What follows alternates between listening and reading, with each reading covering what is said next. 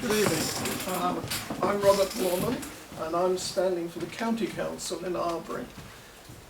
I've stood there before, and I've stopped standing there because I used to lose. But I feel very strongly about this particular issue, and I'm very much against it. I used to be a taxi driver. I've also owned a guest house, and both of those particular things will be hit particularly hard by this. But also, as a business person before I retired, I know how damaging it's going to be to small businesses. And to those people who come into Cambridge who can't afford to live in Cambridge and come and work here. £1,300 a year it's going to cost them to come in. And most businesses won't be able to pay to help them by giving them extra wages. So I started campaigning in Arbury about 2 months ago. I managed to persuade the party to give me some leaflets, and I went round personally without any help, and I've delivered 2,500 leaflets so far, and 80% of the people I've spoken to have been against it. And I'm wondering whether the number of people that are standing down this time round is because they've been round on the doors and they don't like what they're hearing.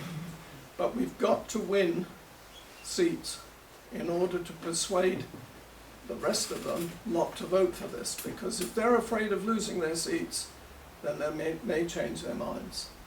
They may say they changed their minds beforehand, but they won't actually have an option if they're told which way to vote.